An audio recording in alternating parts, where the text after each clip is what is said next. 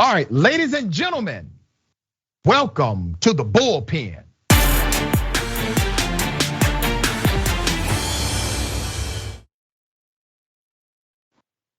In the Bullpen today, we have Mr. Eric Brakey, a former state senator out of Maine, senior spokesperson for Young Americans for Liberty. Senator, thank you for being on the program. How are you? I'm doing well, Dr. Ritchie. Thank you so much for having me. I'm looking forward to having this dialogue with you. Same here. I don't want to presume what you know or believe about mask mandates in the United States of America. So if you would, give us your sentiment and I will opine.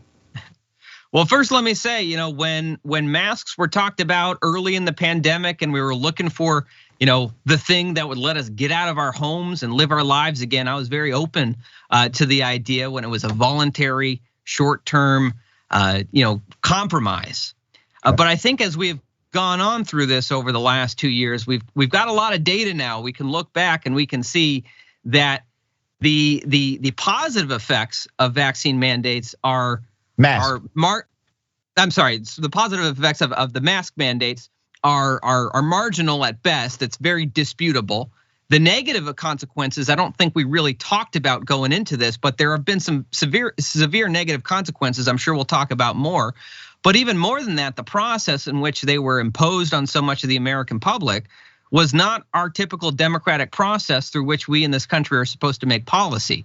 This wasn't voted on by our elected officials. This wasn't voted on by the people. There were no public hearings. There was no opportunity for public input. These were decisions made in what felt like an emergency situation by governors, and there has been no public input along the way. Okay. And yes, go on. So let me respond to that. Number one, you're incorrect about the public input. As a matter of fact, a recent poll, CBS News, YouGov did a poll. Still, roughly 60% of Americans are for states having mask mandates. A larger majority of Americans are for businesses being able to enforce their own mask mandates per establishment. And the rule, the statute, and law that allows for states to do a mask mandate is codified in the emergency laws of the Constitution. It allows for a public health crisis to be treated a little differently. I understand if we were talking about a personal health issue, that's different. But we're talking about a public health crisis. A public health crisis has a different allowable response by way of the United States government. This has been routine. We've seen this happen over the course of human history in America. But all of a sudden, it's problematic. Now, we'll ask you this very simple question. Do you think a mask mandate is an intrusion on a constitutional right? So first, let me get back to that one thing on public polling. Public polling may say one thing, but that's not the same thing as having a public process with legislative hearings and hearing out the pros and cons of a policy before we put that into place. We never really had that policy. We never really had that process through the systems of our government. And as far as when you talk about emergencies and doing things by emergency, I suppose I can understand that if we're talking about like a 2-week situation where there's no time, but we're 2 years into this. I guess I'm open to the idea of in an emergency a governor putting in place a short-term policy like this, okay, but not a 2-year policy. We've had plenty of times to return to our normal democratic process. Let's be very clear about what's happening right now. The vast majority of states do not have and did not have, never had a statewide mask mandate. Some jurisdictions, local cities, counties, etc., had their version of it. But now at this point in the game, Senator, you would agree, the conversation really is about private businesses and schools having mask mandates. So let's start with private businesses first. Do you believe that private businesses have the right to enforce mask mandates per policy of their facility? Yes. I ultimately believe in private property rights, and whether or not I agree with the science behind the particular policy. If a business owner decides that they want to have a policy in place that you got to wear a mask to go inside their business, I'll either take my business elsewhere or I'll comply with that. I think that's their right as the property owner. And I agree with you 100%. Thank you for saying that. I think your argument has intellectual integrity. Now, what do you say to conservatives who are trying to champion bills that would make it against the law for that establishment to do something that you have said on my show is lawful to do? Right. So I think that a lot of conservatives are kind of in a place where they're questioning whether how much of many of these decisions by private businesses are truly the decisions of private businesses, or a decision that's being kind of arm twisted and coming from a place of coercion. I'm not defending it. I'm just saying I think that's the standpoint that some folks are coming from. So they want to create. You got to think about how illogical this is. You mean to tell me that conservatives who routinely will say what you just said, private businesses can enforce private policies. You mean to tell me that all of a sudden conservatives are willing to abandon that principle for the sake of the mask debate and take away the independent authority, the legal authority of a business to enforce this very simple rule for their establishment? You're saying now that it's allowable or it makes sense that Republicans want to create laws that would take away a business owner's right and ability to enforce facility rules? Well, I would say, that's not my position, and so I don't want to be in the position of defending someone else's position. But why is it the position of so many Republicans, brother? Senator, that's the question, because that is a policy issue. Because literally you have legislation that has been presented this year, legislation was presented last year, and some even made it out of committee and out of chamber that said we want to take this right away from private business owners. You all should be speaking up saying, no. You cannot take the simple right to regulate as it relates to business owners, because what does it stop, brother? If you can't say, listen, you got to have a mask to come into my establishment, then who's to say you can tell somebody you got to have a shirt to come into my store, or you got to have on shoes? Like, where does it stop? Or you got to have on clothes. Where does it stop if a private business owner cannot have common sense regulation and restriction as it relates to who enters the facility? Yeah, certainly. I agree with you. We can't abandon our principles on either sides of the aisle based on the individual policy. Right, but and maybe that's happening in some places. I think far more clear cut though is when we're talking about government facilities. We're talking about, you mentioned government schools, right? So in our government schools, you have kind of these mask policies being mandated on school children. Yep. You have the fact that when you look at the effectiveness of these mask mandates over the last 2 years, let's say you look state to state in terms of what have COVID rates been, what have hospitalization rates been, what are COVID death rates, and you compare states with mask mandates or lockdown, or I guess we're focusing specifically on the mask mandates, but you can't really see a difference in the graphs, in the trends. That's untrue. State. That's untrue. The National Institutes, the national. Well, go ahead and cite it. Cite where you get your information from. Where? Yeah, it's I'm trying to remember the name of the place, but it's like COVID graphs they forgot. I'd be happy to. I'm sorry, I don't have it right in front of me. I never heard of those fellas, but I do know of the National Institutes of Health, who did a massive study, not only in America but other countries as well, as it relates to the public policy dynamic of children and mask. Okay, here's the reality of that data: mask, when enforced, decreases the spread of COVID. It's real simple. Let me read some of the data to you, all right? You already know, I'm sure, the data about how we've had a significant decrease in flu and other viruses because of masks. That should be enough, but for some reason it's not. But that should be enough proof that masks work, because you've had historically low numbers as it relates to every virus that can be airborne in America. They tested 4 types of mask: the N95 respirator mask, which is your creme de la creme. They tested the 3-ply disposable surgical mask, the 2-ply cotton polyester mask, and the regular cotton mask. What they found is that every mask decreased the spread of COVID by over 60%. The most effective was at 88%. They also found that it significantly decreased in similar numbers you contracting COVID-19. This is simple. This is not complex. I don't see what the debate is as it relates to this. And let's go to school systems. Do you believe school systems or a school board has the right to mandate a mask policy with children in the classroom, or do you think that's an overreach of their authority? Look, I think that at the end of the day, the best system we could have is where parents can choose the system that complies with what they think is best for their kid. Ultimately, I think the decisions should best be made locally by the local school boards and not be pushed one way or the other by state officials or federal officials. I think that we get the best decisions when the decisions are made by the people who are most closely involved in those decisions.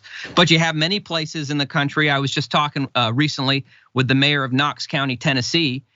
Their local school board systems have voted they don't want to do mask mandates, but it's federal courts that have come in and said that they have to, despite the fact you can look at this. I mean, we can debate about what the relative merits are of the mask mandates. I think that it's overstated, your case there. But let's put that aside for now. Let's talk about the negative impacts in our schools on learning. Let's talk about you have many kids with special needs. You have deaf kids who now cannot participate as they were able to before because they can't engage in lip reading. You have kids who wear glasses whose educational experience is being diminished because their glasses are always fogging up. They can't see what's going on in the classroom. They're constantly having to fidget with that. You have very young kids who many studies have come out now showing that there are potential negative ramifications for social emotional development when you can't see people's faces when you're a young child. There are many negative consequences. Oh, okay. You ever been a teacher? No, I have not. Okay. Students learn sign language in school. They don't read lips. They're not taught to read lips. They actually learn sign language, and curriculum is based on that system. All right, number one. Number two, let's go back to your proclamation about school boards. I actually agree with you. I think the decision should be local based on the observation of science for that local area. However, you have governors, DeSantis and others, who seek to take away the ability of those local school boards to make local decisions. He's a Republican, but he's not the only one doing that. I agree, it should be done at the local level. Number three, if you don't believe, and you're not part of that movement, but you're connected by extension. But for those who do not believe school boards have the right to enforce a mask policy, why do school boards have the right to enforce vaccine policies? Why do school boards have the right to enforce a dress code? Because these are all allowable under the principle of the authority of that school board. There's already a vaccine regimen. Anyone who's gone through K through 12 education, 100% of all public education in the United States requires you have a certain regimen of vaccines. Well, that's mandated by the school board. So you're telling me that school boards can mandate the intrusive reality of a vaccine into your body, but they're unable, for the sake of public health, to mandate you wear a mask while they observe the science? Does that add up to you, Senator? Well, there's a couple of things at play here, right? When there's state dollars involved, when there's federal dollars involved, all of these different levels of government want to have a say in the policies that those dollars they're responsible for being stewards of. Everyone wants to have a say. And so that does kind of get complicated when you're talking about all these different levels of funding and what the policy should be. But why are Republicans trying to take away this very basic right of a school board to enact common sense public health policy? I mean, you got to think about it, brother. You literally have Republican governors passing laws to eliminate the ability of the local school board to implement a public health policy when they have always had the ability to do so. That's contrary to even your belief, stated belief on my show. Right, you could ask the same question in reverse. Why are there many places where local school boards are voting no and they're being overridden by higher authorities in government along the way? It's ultimately both sides. Let me ask you this: where is the federal government? Where is the federal government overriding a local school board by legislation? Where has that happened? You can look at Knox County, Tennessee, as I just mentioned. I had a recent interview on my show, Free America Now, with the mayor of Knox County, Tennessee, Glenn Jacobs, who is talking about how federal courts have come in and overruled their local decisions to not have mask mandates by saying that they have to. So there's an example. So this was not done by statute. This was done by judicial ruling, not by statute. My question is, what statute exists from the federal government that overrides local control? None. But there are statutes that exist from state governments, only ran by Republicans who have decided to take away local control of school boards. My point to you is this, Senator. I know you're a conservative, but what you're saying on my show does not add up with what conservatives are doing in your party. If you say the control should be local, and you're willing to cite a judicial ruling, that's fair. What's not fair is when you give a pass to the Republicans that literally created a law, and that law is antithetical to your own values. Why don't you call them out too?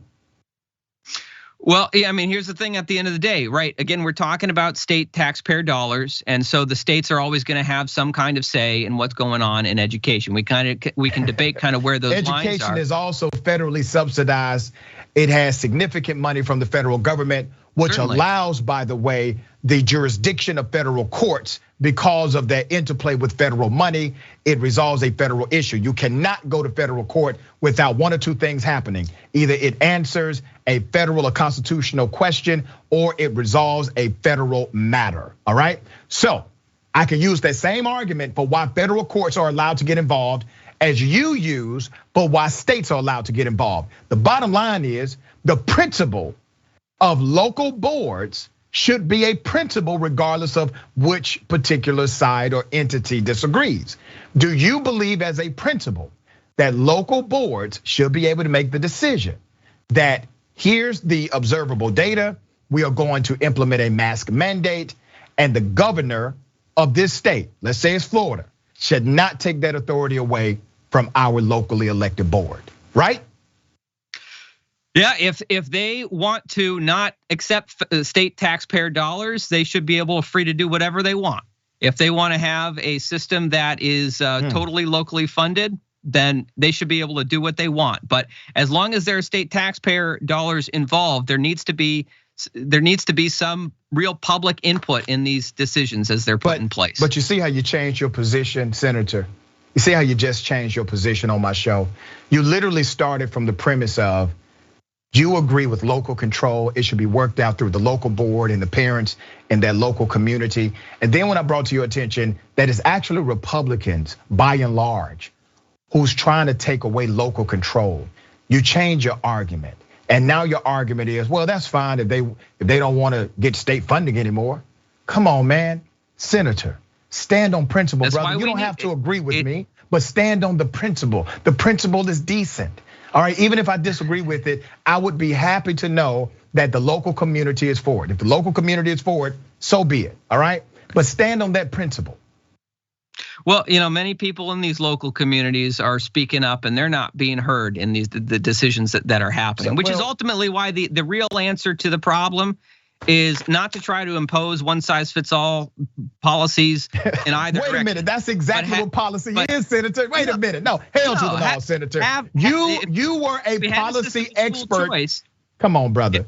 If we had a system of school choice, parents could send their kids to the schools that complied with the policies that they wanted to see there. So Senator, that's a policy as well, by the way. You actually passed legislation, you have voted on laws. There is no such thing as a policy that simply works however you want it to work for every group. Literally, policy means this is the rule for everybody. There's not a dress code policy for that person and another one for this one. There's not a vaccine protocol for this student and another one for that one. The policy has to equally apply, right? Yes. Okay, and right now we are in a system where people are kind of landlocked into these school systems, whether they agree with the policies there or not. If you free they don't have to agree with. Come on, man, they don't have to agree with the dress code, but you got to respect it, or your student can't go there anymore. We've never had issues with these common sense policies. All of a sudden, we have an issue with a local school board making decisions due to the public health care requirements of their authority. They have to make this decision. We get to sit back and pontificate. That's what we get to do, right? And we can Monday morning quarterback all day. But they have a responsibility for the public welfare and health of those children. And if mask decreases the spread and contraction of COVID-19, it's a good decision to make. Well, first of all, I would draw your attention to a study, I believe it was in North Carolina, that analyzed 90,000 students and found not a single instance of transmission from students to teachers in that study. That's called an outlier study. 94% of all studies conducted across the planet that's peer reviewed shows that masks decrease COVID-19, even if you're wearing a mask that's cotton. The mask that does it best is obviously the N95 mask, but all of them are effective. Senator, it's a public health issue, brother. Come on, man. Agree to disagree. I think that in a decade we will look back at these policies of force masking the way that we look back at the policies of duck and cover in the Cold War era. Does a wooden desk protect you from a nuclear explosion? It seems kind of silly to look back at it and think that it does. Do you go to a doctor? You ever went to a doctor? Absolutely, all the time. When you go there, do they wear masks? Sometimes. Yeah, have a good day, sir. I appreciate you, Senator. Thank you. All right, take care. All right, you too.